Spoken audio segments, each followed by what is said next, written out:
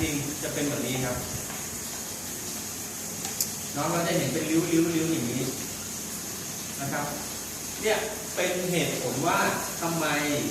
เราทุกแข็งแล้วการเย็นตัวที่แตกต่างกันค่าความแข็งมันต่างกัน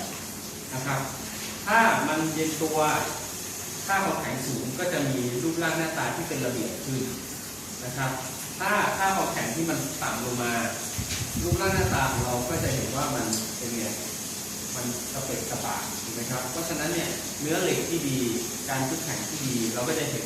เวลาส่องปุ๊บก็จะเห็นเนื้อเหล็กอย่างนี้เลยนะครับแต่น้องเป็นอันนี้ค่อนข้างน้อยนะครับที่เราจะเจอส่วนใหญ่ก็จะเป็นหน้าตาประมาณนี้นะครับเพราะฉะนั้นให้เรารู้ว่า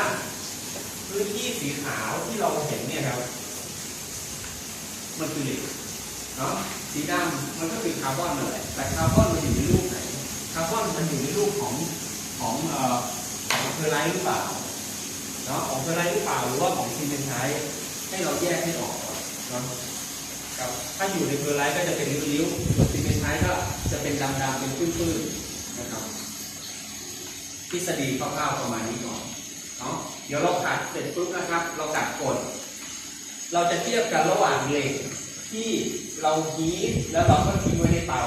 เมื่อคืนนี้นะครับกับเหล็กที่เราไปชุบแข็งต่างๆเหล็กที่เราฮีทแล้วก็ปล่อยเย็นในเตาเราอาจจะเห็นโซนข้างบนนะครับส่วนไอ้ที่เราท็อปมันเราอาจจะเห็นโซนข้างล่างก็ได้นะครับแล้วเดี๋ยวเรามาเปรียบเทียบกันว่าเฟรมแต่ละประเภทเนี่ยมันแตกต่างกันยังไงที่เราไปชุบน้ำชุบน้ำมันชุบน้ำเกลือเนาะวันนี้ดูคร่าวๆไปก่อนบางคนสงสัยว่าเหล็กหล่อชุบได้ไหมเหล็กหล่อชุบได้ไหม